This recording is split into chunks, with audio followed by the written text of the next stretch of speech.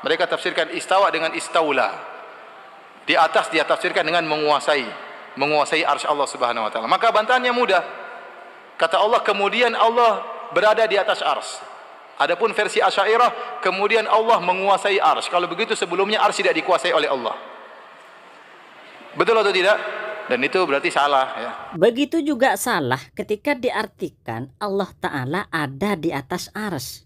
Kenapa salah? Karena berarti memberi pemahaman sebelumnya Allah Ta'ala ada di bawah arsy atau Allah Ta'ala berada di arah bawah. Dan pemahaman seperti ini sangat keliru sekali. Jadi sebenarnya Ustadz Firanda itu membatalkan akidah Wahabi, membatalkan akidahnya sendiri menggunakan logika dia sendiri.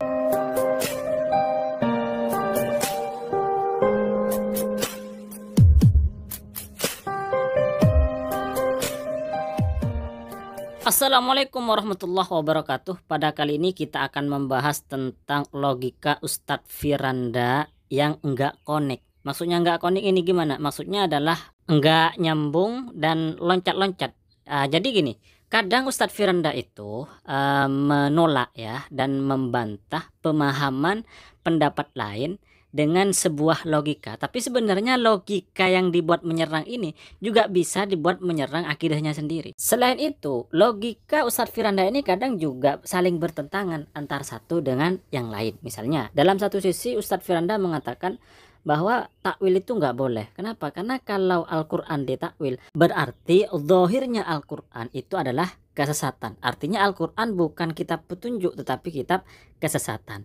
Akan tetapi di sisi lain Ustadz Firanda dan kelompoknya itu juga mentakwil ayat-ayat Al-Quran. Andaikan dia konsisten pada pola pikirnya, kepada logikanya, tentu dia nggak mau mentakwil satu ayat pun dari ayat Al-Quran. Kenapa? Karena kalau mentakwil berarti sama dengan logika yang pertama. Kalau ditakwil berarti ayat Al-Quran itu bukan kitab petunjuk tetapi kitab kesesatan. Dohirnya itu kesesatan. Nah, di antara logika Ustadz Firanda yang nggak connect, yang nggak nyambung dan loncat-loncat, nah seperti berikut ini. Jadi Ustadz Firanda itu berpendapat dan mengatakan bahwa arti istawa itu nggak boleh diartikan istaula, tidak boleh diartikan menguasai. Ya, artinya istaula itu menguasai. Ustadz Firanda menjelaskan lebih detail bahwa istawa diartikan istaula itu adalah pendapat dari Mu'tazilah, dan pendapat ini keliru sekali. Kenapa kok keliru? Karena ketika dipraktikkan di dalam ayat inna rabbakumul ladzi khalaqas samawati wal arda fi sittati ayyam tsummastawa 'alal arsy, memberi pemahaman bahwa sebelumnya itu Allah tidak menguasai arsy. Kalau kita artikan secara singkat, maka ayat ini kan menjelaskan bahwa Allah Subhanahu wa taala menjadikan langit dan bumi di dalam 6 hari. Kemudian Allah Ta'ala istawa di atas arsy. Nah, kalau istawa ini diartikan menguasai, oh berarti sebelum menguasai Allah Ta'ala tidak menguasai arsy. Oleh karenanya arti istawa tidak boleh diartikan istaula, tidak boleh diartikan menguasai, tetapi seharusnya diartikan ada di atasnya arsy. Nah, begitu kata Ustadz Firanda. Lengkapnya berikut ini videonya saya tampilkan.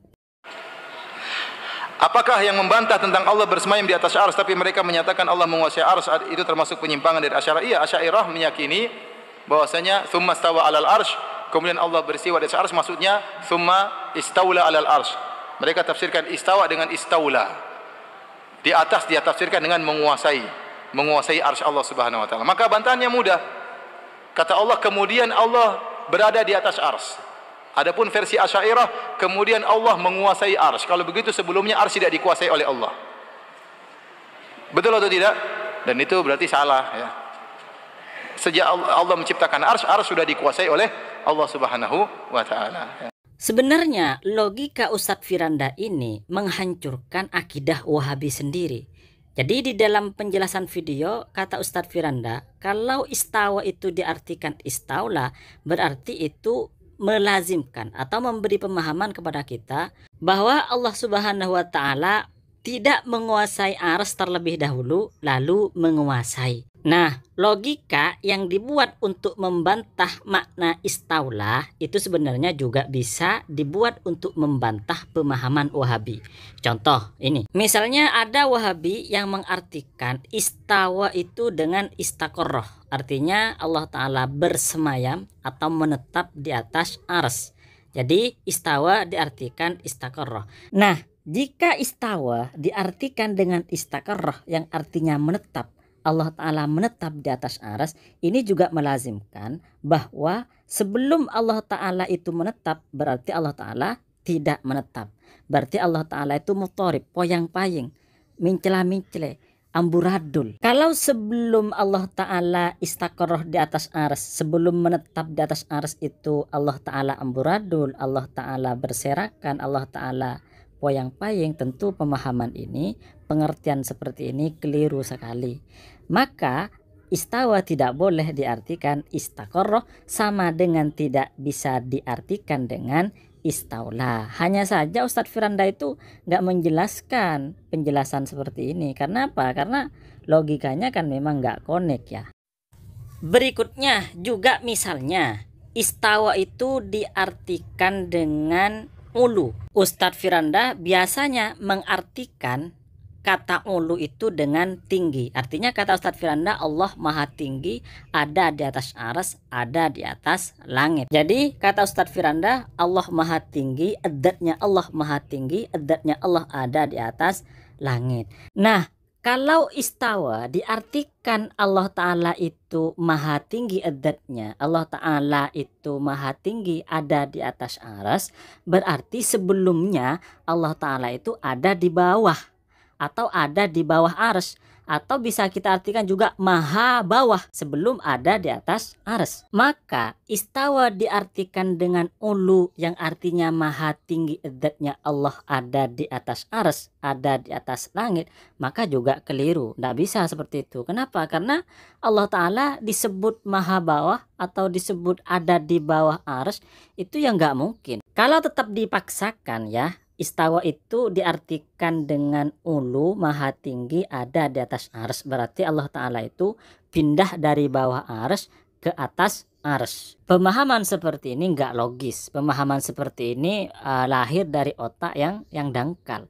Kenapa? Karena Allah Ta'ala itu bukan jisim, bukan benda, sehingga harus pindah dari bawah ke atas. Begitu juga ketika Allah Ta'ala itu pindah dari satu tempat ke tempat yang lain, berarti ada sesuatu yang baru menghinggapi adatnya Allah.